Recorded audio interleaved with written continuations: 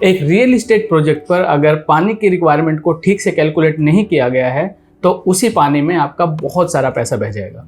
Hi, I am Praveen Kumar, founder of go flow pipes and projects private limited, आपका water and waste water management partner. तो पानी की requirement को ठीक से कैलकुलेट इसलिए किया जाना चाहिए क्योंकि अगर आपने मान लीजिए कम पानी कैलकुलेट कर लिया है तो डेफिनेटली आपके रेजिडेंट्स वहाँ पर पानी के लिए तरस जाएंगे, प्यासे मर जाएंगे और उन्हें पानी की पूर्ति पूरे से नहीं हो पाएगी। और अगर आपने कहीं ज़्यादा उसे कैलकुलेट कर लिया है तो डेफिनेटली आपके वाटर टैंक साइजेस, आपके पाइपलाइन डायमीटर्स, आपके sewage treatment plant, sewage piping, water distribution network, ये सभी ओवर साइज हो जाएंगे और हर एक यूनिट में आपका बहुत सारा पैसा खर्च हो सकता है। उसी पैसे को सेव करने की आज हम इस वीडियो में बात करने वाले हैं। तो सही तरीके से वाटर रिक्वायरमेंट कैलकुलेशन हम इस वीडियो में जानेंगे। उसके लिए सबसे पहला काम करना होता है कि आपको जानना है आपके प्रोजेक्ट पर ऑक्यूपेंट लोड क्या है, यानी कि कितने लोग वहाँ पर रहने आने वाले हैं। तो जब आप प्रोजेक्ट बनाते हैं तो डेफिनेटली आपके पास ये इन्फॉर्मेशन होती है कि आप वहाँ पर किस तरीके की यूनिट्स बनाने जा रहे हैं, जैसे कि 2 BHK, 3 BHK, studio apartment, 4 BHK, क्या हम वहाँ बनाने वाले हैं। ये इन्फॉर्मेशन ऑलरेडी आपके पास होती है। तो हर प्रकार की यूनिट पर कितने लोग रहने वाले हैं इसका ब्यौरा दिया गया है national building code part 9 page number 11 पे, जिसमें आप देख सकते हैं कि हाँ 2 BHK के लिए 5 की पॉपुलेशन होती है, 3 BHK के लिए 6 persons per unit and 4 BHK and above के लिए 7 पर्सन्स पर यूनिट वहाँ पर लिखा गया है। तो इससे आप इजीली कैलकुलेट कर सकते हैं कि आपके यहाँ पर कितना ऑक्यूपेंट लोड है।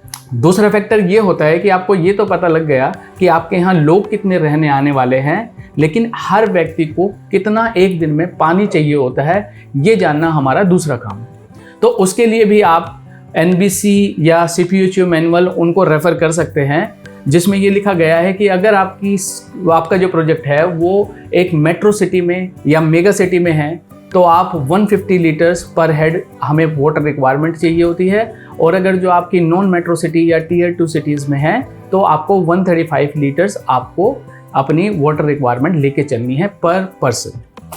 तो अब हम इस रिक्वायरमेंट को बाइफरकेट कर लेते हैं। अगर आपका प्रोजेक्ट मेट्रो सिटी में है और हम 150 लीटर्स पर पर्सन लेके चल रहे हैं वाटर रिक्वायरमेंट, तो उसका ब्रेकअप हमें करना पड़ेगा 105 लीटर जो कि हम यूज़ करेंगे डोमेस्टिक पर्पज़ के लिए एंड 45 लीटर्स हम यूज़ करेंगे फ्लशिंग पर्पज़ के लिए।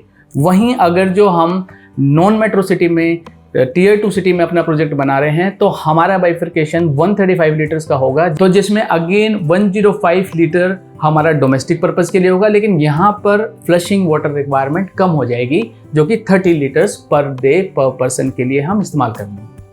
तो अब हम जान लेते हैं कि 150 लीटर और 135 लीटर का भी ब्रेकअप क्या होगा। तो अगर हम 150 लीटर पानी लेके चल रहे हैं तो उसमें से 105 लीटर्स यानी 105 लीटर आपको रखना होगा डोमेस्टिक पर्पज़ के लिए और 45 लीटर्स आपको रखना पड़ेगा फ्लशिंग के लिए। वहीं अगर आप 135 लीटर पर पर्सन की रिक्वायरमेंट लेके चल रहे हैं तो again 105 litre for domestic purpose, but यहाँ पर फ्लशिंग वाटर रिक्वायरमेंट घट जाती है और जो कि 30 लीटर पर पर्सन पर डे के लिए हम रख के चलते हैं। अब इसका और भी डिटेल में अगर ब्रेकअप चाहिए और भी हमें जानना है कि पर यूजेस कैसे ही होता है, उसके लिए भी हम CPHU मैनुअल को रेफ़र कर सकते हैं, जिसमें आप देखेंगे कि ड्रिंकिंग के लिए पर डे 5 लीटर की रिक्वायरमेंट दी गई है, कुकिंग के लिए भी 5 लीटर, बेदिंग के लिए 50 लीटर्स, टॉयलेट फ्लशिंग के लिए 30 लीटर्स, वॉशिंग यूटेंसिल्स के लिए 15 लीटर्स, वॉशिंग हाउस के लिए 10 लीटर्स और वॉशिंग क्लोथ्स के लिए 20 लीटर्स की रिक्वायरमेंट दी गई है।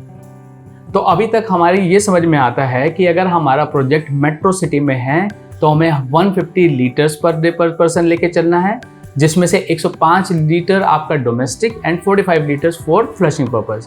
और अगर नॉन मेट्रो सिटी में है तो हमें 135 लीटर्स पर पर्सन की रिक्वायरमेंट लेके चलनी है, जिसमें से 105 litre for domestic purpose and 30 litres for the flushing purpose. तो अब हम देखते हैं कि हमारा अगर कोई प्रोजेक्ट हम डिज़ाइन करने जा रहे हैं और उसमें 2 BHK, 3 BHK, 4 BHK हम बना रहे हैं तो वहाँ पर कैसे वाटर रिक्वायरमेंट कैलकुलेट की जाएगी।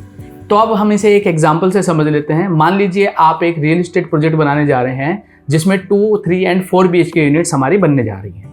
तो अगर हम इस प्रोजेक्ट की वाटर रिक्वायरमेंट कैलकुलेशन करेंगे तो हमारी टेबल कुछ इस तरीके से दिखेगी। मान लीजिए आपके प्रोजेक्ट पे 2 BHK, 3 BHK एंड 4 BHK की आप 100 यूनिट्स बनाने जा रहे हैं और वहाँ पर जैसे हमने पॉपुलेशन डिस्कस किया था 5, 6 एंड 7 लेनी है, तो 2 BHK में हमारे 500, 3 BHK में 600 एंड 4 BHK में हमारे 700 लोग रहने वाले हैं। अब इनको टोटल करेंगे तो टोटल 1800 हमारी टोटल पॉपुलेशन हुई। अब अगर हम डोमेस्टिक वाटर डिमांड की बात करें तो हम 105 लीटर, और इस एग्जांपल में हम मानेंगे कि हमारा मेट्रो सिटी में ये प्रोजेक्ट बन रहा है, तो 105 लीटर डोमेस्टिक वाटर रिक्वायरमेंट लेंगे हम, और फ्लशिंग के लिए हम लेंगे 45 लीटर्स पर डे पर पर्सन। तो जब 500 को हम 105 से मल्टीप्लाई करेंगे एंड 500 को ही 45 से मल्टीप्लाई करेंगे तो आप डोमेस्टिक और फ्लशिंग की टोटल वाटर कितना वहाँ पे चाहिए उसकी कैलकुलेशन आप इजीली कर सकते हैं। तो आप देखेंगे कि 2 BHK के लिए डोमेस्टिक वाटर रिक्वायरमेंट जो है 52,500 आएगी, 3 BHK के लिए 63,000 आएगी एंड 4 BHK के लिए 73,500 डोमेस्टिक वाटर रिक्वायरमेंट आया।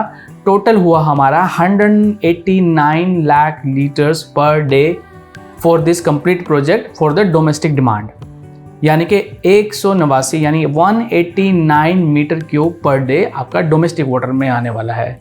वहीं अगर हम 2 BHK में अगर हम देखें कि हमारा फ्लशिंग कितना पानी आएगा, तो 100 यूनिट्स को अगर 45 से हम मल्टीप्लाई करेंगे तो डेफिनेटली 22,500, 3 BHK में 27,000 एंड 4 BHK में 31,500। टोटल होता है 81,000 यानी कि 81 metre cube per day for the flushing purpose.